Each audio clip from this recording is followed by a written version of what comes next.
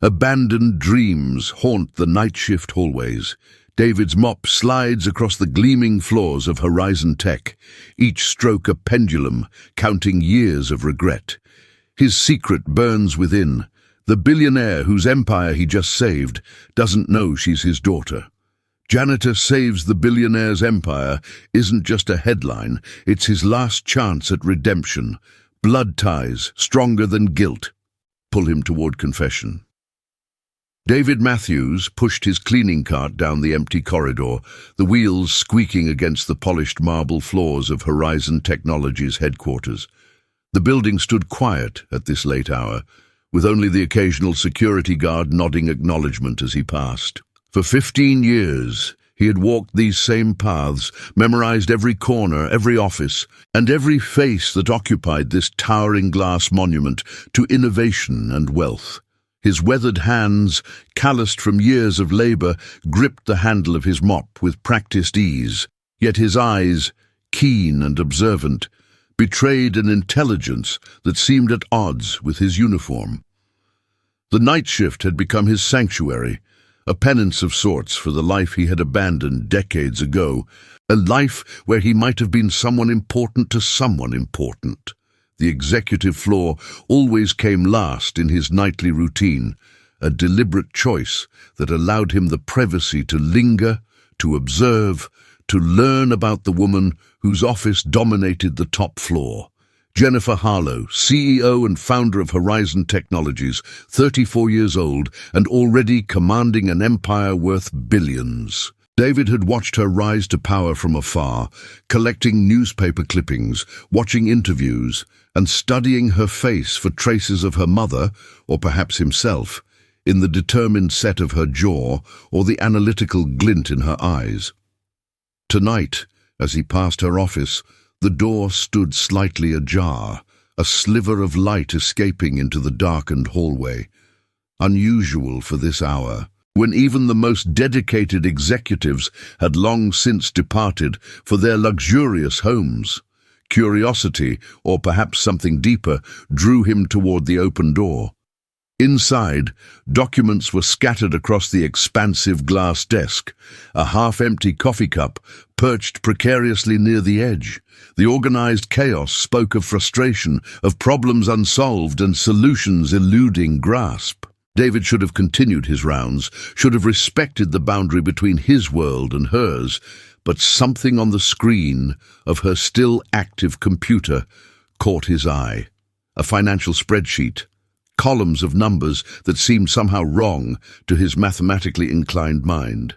Before he had abandoned his education to flee from responsibility, finance had been his specialty, a talent that might have led him down a very different path.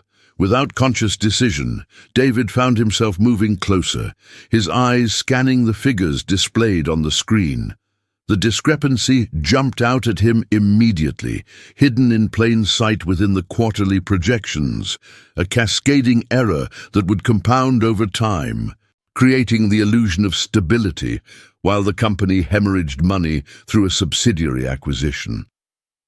His heart raced as he realized the magnitude of what he was seeing. Within 6 months, Horizon Technologies would face a financial crisis that could topple everything Jennifer had built. The janitorial cart stood forgotten by the door as David's fingers hovered over the keyboard, decades-old instincts awakening as he began to trace the error to its source.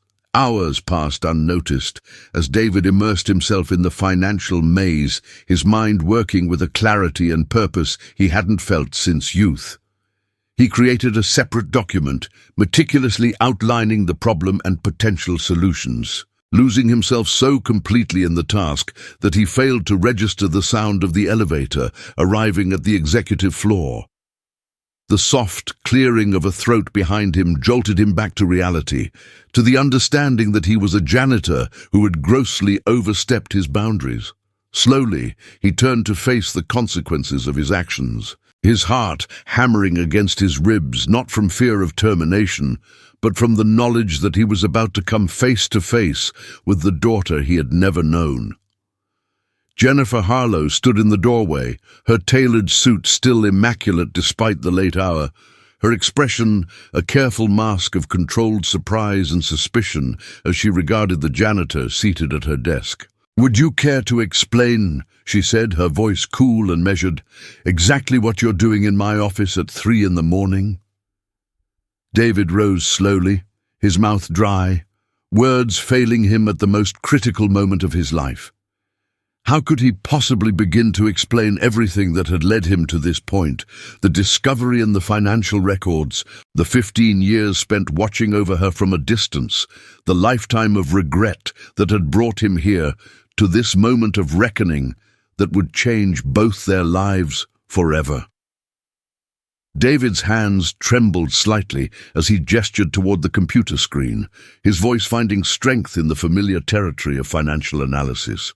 "Ms. Harlow, I apologize for the intrusion, but I noticed a significant error in your quarterly projections that could have devastating consequences for Horizon Technologies," he said, fighting to keep his tone professional when every fiber of his being wanted to tell her everything, to confess the truth that had burned within him for decades.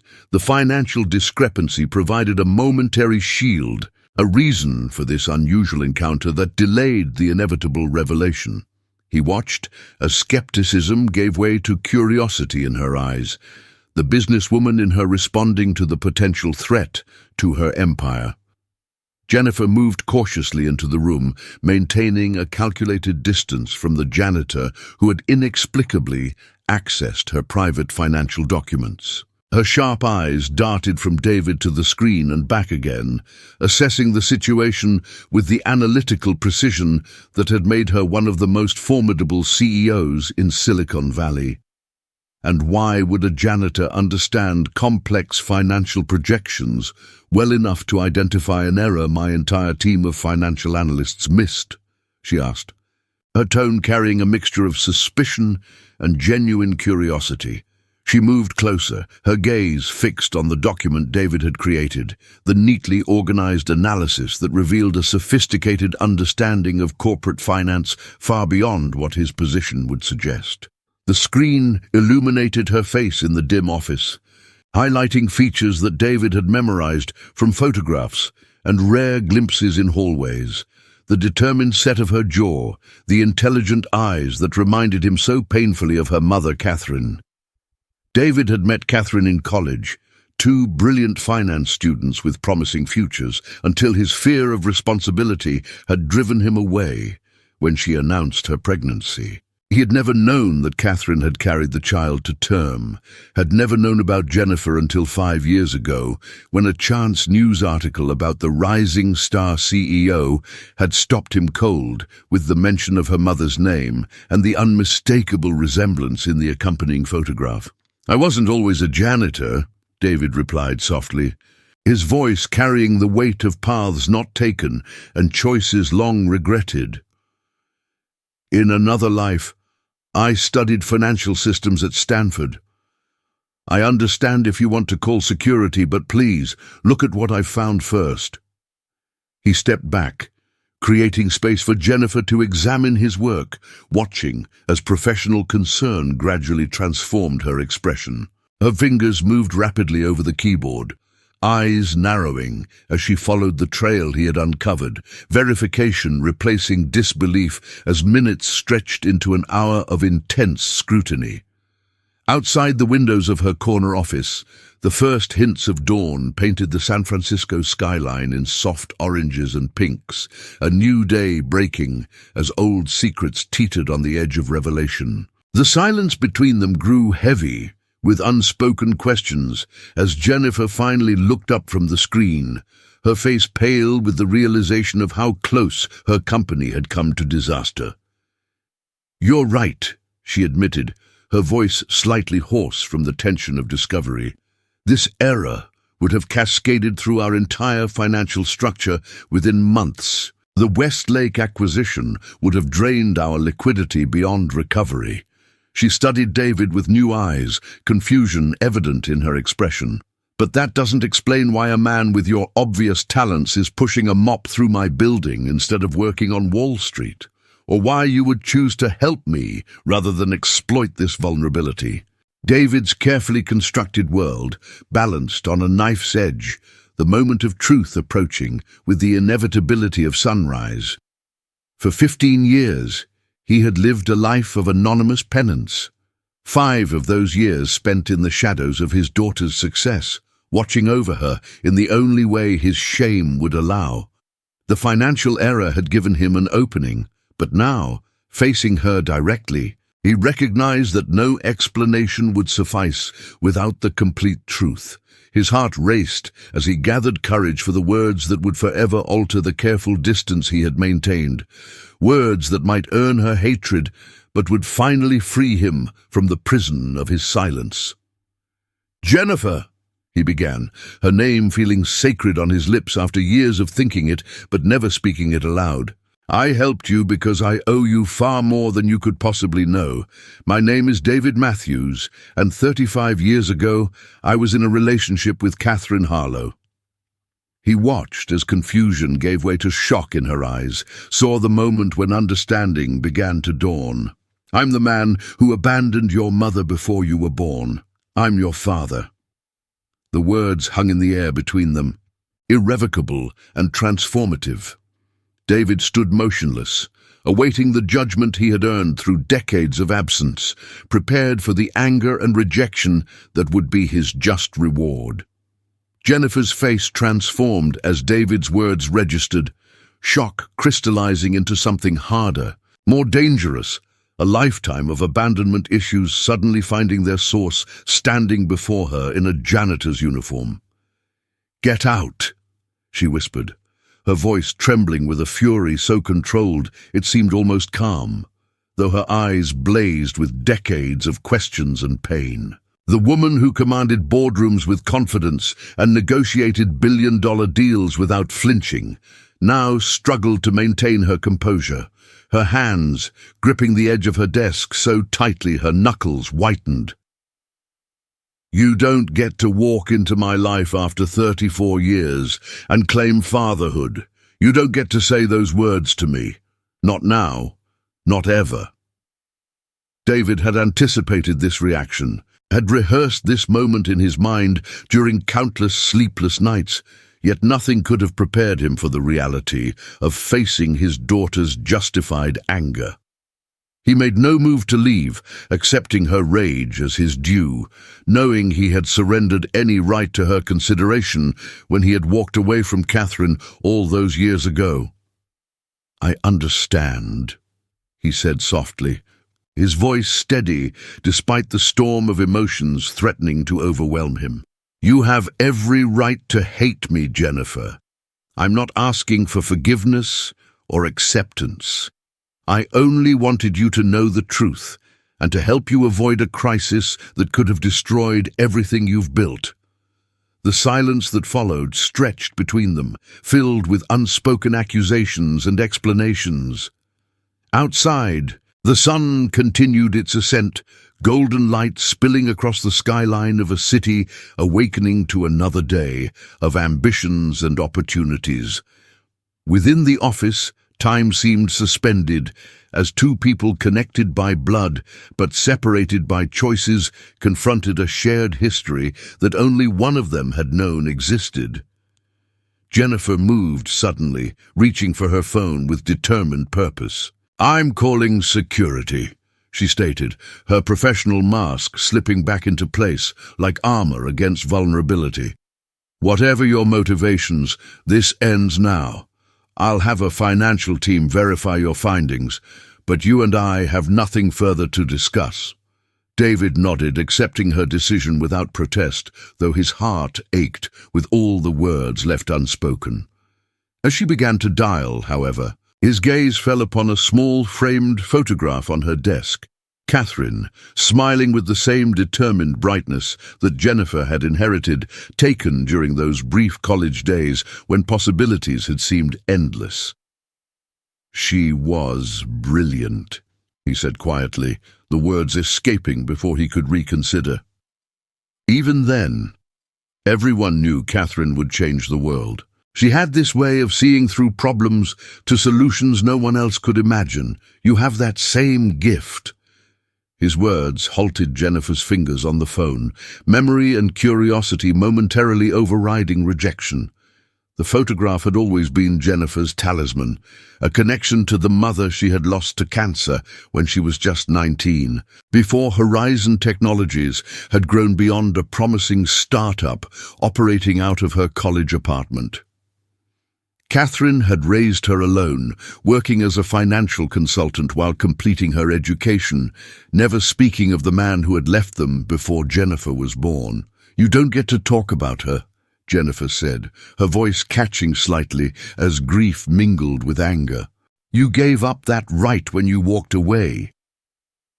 Yet despite her words, her hand moved away from the phone, a silent permission for David to continue, her need to hear about her mother from someone who had known her before overriding her desire to banish this unexpected ghost from her past. David recognized the opening for what it was, not forgiveness, not acceptance, but a momentary willingness to listen that he had done nothing to deserve. "Catherine never gave up on anything she believed in," he continued, careful to focus on her mother rather than himself. She could calculate complex financial scenarios in her head faster than most people could with a calculator. When we studied together, she would challenge every assumption, question every established theory until professors either loved her or dreaded seeing her hand raised. A ghost of a smile touched his weathered face at the memory. The day she told me about the pregnancy, she had already planned out the next 5 years, how she would finish her degree, which firms would offer the flexible hours she would need as a single mother, which investments would secure your future. I panicked. I ran. It was the worst mistake of my life, and I've spent every day since then knowing I didn't deserve either of you. Morning light now fully illuminated the office, casting long shadows across the polished floor as Jennifer remained motionless behind her desk, her expression unreadable as she absorbed David's words. The confession hung between them, neither accepted nor rejected, merely acknowledged as a truth too significant to dismiss outright. "Why now?" she finally asked, her voice steady once more, the CEO reasserting control over the wounded daughter. "You've been working in my building for how long? Watching me. Why reveal yourself over a financial discrepancy when you could have continued your She searched for the right word. "Surveillance indefinitely." David's shoulders sagged under the weight of her justified suspicion, the carefully constructed story of his life after abandonment now spilling forth in halting sentences. 5 years, he admitted, unable to meet her gaze. "I took the job here 5 years ago when I saw your picture in the Financial Times. You look so much like her, but with something of my mother in your smile. I never knew Catherine had continued the pregnancy. I'd convinced myself you didn't exist because it was easier than acknowledging what I'd thrown away." He gestured toward the computer screen, where his analysis still displayed the financial error that had catalyzed this confrontation. "As for why now, I've watched you build something extraordinary, something that matters. When I saw the error that threatened everything you've achieved, I couldn't remain silent, even knowing it would end my ability to be near you." Jennifer's analytical mind processed his explanation, searching for inconsistencies or manipulations. The protective instincts developed over a lifetime, without a father making her wary of emotional appeals. "So, I'm supposed to believe that you've been watching over me like some guardian angel with a mop for 5 years, without any intention of introducing yourself or asking for anything?" Her tone carried disbelief, the scenario too convenient, too selfless to align with the man who had abandoned his responsibilities decades earlier. "People don't change that fundamentally, Mr. Matthews. The man who runs from a pregnant girlfriend doesn't transform into a silent protector without wanting something in return." The accusations struck with precision, laying bare the question that had haunted David's conscience through years of anonymous vigilance. Had his choice to remain hidden been genuinely selfless or merely another form of cowardice? fear of rejection masquerading as respect for her independence. He moved slowly to the visitor's chair across from her desk, sitting only when she gave a curt nod of permission. "You're right to question my motives," he acknowledged, his voice growing stronger as pretense fell away. "For years I told myself I was respecting your life by staying hidden, that you didn't need the complication of a failed father appearing from nowhere. The truth is more selfish. I was afraid you would look at me with exactly the contempt I deserve, afraid to face the consequences of what I'd done."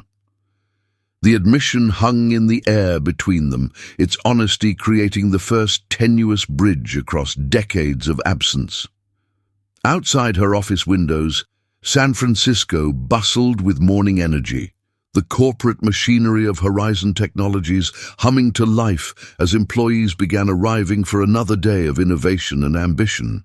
Within the glass-walled sanctuary of the executive floor, time moved differently, decades of separation compressed into minutes of raw confrontation. Jennifer's gaze drifted to the family photographs arranged carefully on her credenza.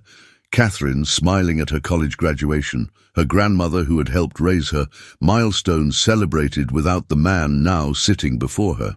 "My mother never spoke of you," Jennifer said finally, her voice softer now, tinged with the melancholy of old questions never answered. "Not in anger, not in regret, it was as if you had never existed. When I asked about my father as a child, she would only say that he wasn't ready for a family and that we were complete without you. She never let your absence define our lives." She turned back to David, studying his face with new intention, perhaps searching for traces of herself in his features. "She was diagnosed with stage 4 ovarian cancer during my sophomore year at Berkeley. Even then, facing death, she never mentioned your name. Whatever you're seeking here, absolution, connection, some role in my life, you should know that she built something beautiful without you, and so have I." David absorbed her words like physical blows, each one deserved and anticipated. The pain in his eyes reflected not self-pity but genuine remorse, the weight of opportunities forever lost. "Catherine always was the strongest person I've ever known," he said quietly, respect evident in every syllable. "I'm not seeking a role in your life, Jennifer. That right vanished 34 years ago. When I realized who you were, I only wanted to see the remarkable woman you had become despite my absence. The financial error gave me an excuse to help in some small way, but I never intended to reveal myself. That was impulse, or perhaps the weight of carrying this secret for too long." He rose slowly, his decision made. "I've said what needed saying. I'll clear out my locker and leave Horizon today. You won't see me again." Jennifer watched David move toward the door, his shoulders bent as if carrying an invisible burden, the janitor's uniform suddenly seeming like a deliberate punishment he had chosen for himself. The revelation of his identity had upended her carefully ordered world, introducing variables she had never calculated into her life's equation. For 34 years, the concept of father had been an abstract absence rather than a flesh-and-blood reality standing before her. As he reached for the door handle, something unexpected stirred within her. Not forgiveness, not yet, but curiosity about the missing chapters of her own origin story.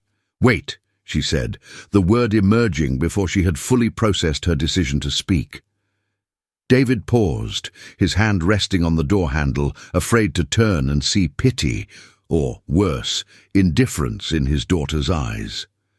The silence stretched between them, filled with 3 decades of unasked questions and unspoken regrets. "Tell me about when you met her," Jennifer finally said, her voice carefully controlled, professional interest masking personal vulnerability. "My mother told me they met in college, but nothing more. I've always wondered." She left the sentence unfinished, unwilling to reveal how many quiet hours she had spent constructing fantasies about the mysterious man whose DNA she carried, whose absence had shaped her life in ways both spoken and unacknowledged. The request pulled David back into the room, memory washing over his features as he turned to face her once more. "We met in advanced financial theory during junior year at Stanford," he began, each word carefully chosen as if handling precious artifacts. Catherine challenged the professor on his risk assessment model during the first class. The entire room went silent, this brilliant young woman dismantling his life's work with 3 precise questions. Afterward, in the hallway, I told her she was either incredibly brave or recklessly brilliant. She laughed and said, "Why choose? I'm comfortably both." We were inseparable for the next 2 years. His voice softened with recollection, eyes focused on some middle distance where the past remained vivid and present. Jennifer gestured toward the chair he had vacated, a wordless invitation to continue that she could still retract if the narrative ventured into territory too painful to explore. David accepted the offered seat with visible gratitude, understanding the tenuous nature of this moment, not reconciliation, but perhaps the beginning of some form of understanding. "Your mother had this theory about financial systems mirroring natural ecosystems," he continued, watching as Jennifer's expression shifted subtly, recognition flickering in her eyes.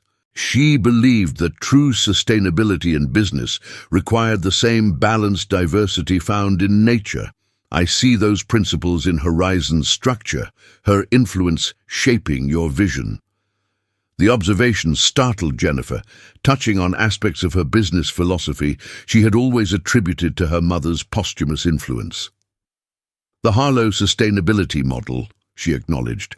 Professional respect momentarily overriding personal resentment. "I implemented it during our first expansion phase. The board thought I was being idealistic, but it saved us during 2 market downturns." The shared recognition of Catherine's intellectual legacy created an unexpected bridge between them, father and daughter finding common ground in admiration for the woman who connected them. "You still haven't explained why you left," Jennifer said, returning to the central question that had shaped her existence, her tone direct but less accusatory than before. David's expression darkened with shame. No excuses forthcoming to mitigate his greatest failure. "Fear," he stated simply, the single word carrying the weight of decades of regret. Not of responsibility itself, but of failing at it. "My own father was."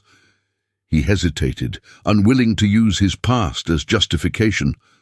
"A man who should never have had children." When Catherine told me about the pregnancy, I saw only my inevitable failure repeating his patterns. Instead of facing that fear, I ran from it, the most cowardly choice I could have made. He met Jennifer's gaze directly, refusing to hide from the judgment he saw there. "I don't offer this as an excuse. Nothing excuses abandoning your child and the woman you love. I'm only answering your question honestly." The revelation hung between them as morning sunlight strengthened.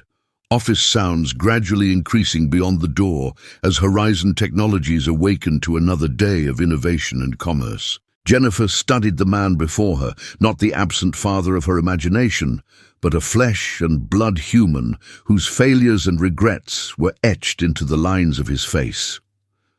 "I built this company to create something lasting," she said finally, her gesture encompassing the glass and steel testament to her vision. "Something that would honor my mother's memory and prove that abandonment doesn't define destiny." The unspoken accusation lingered beneath her words, 3 decades of achievement shaped in part by the desire to succeed where he had expected failure. David nodded, understanding the complex emotional architecture her success had been built upon, determination forged in the crucible of absence.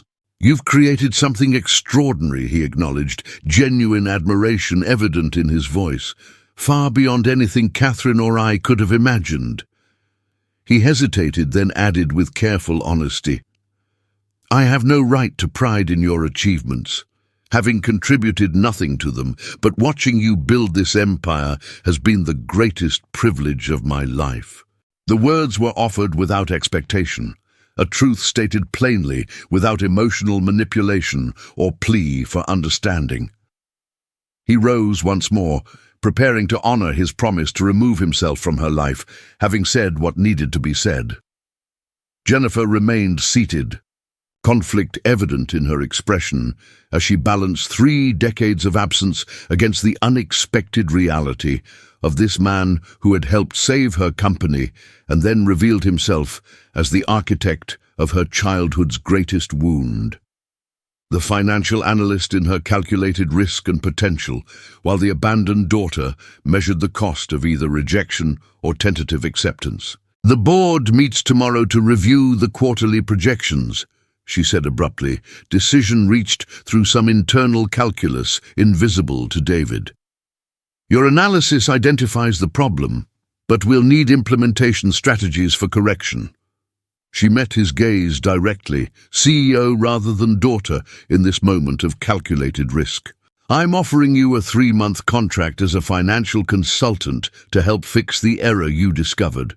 Professional relationship only, no expectations beyond that. Your choice."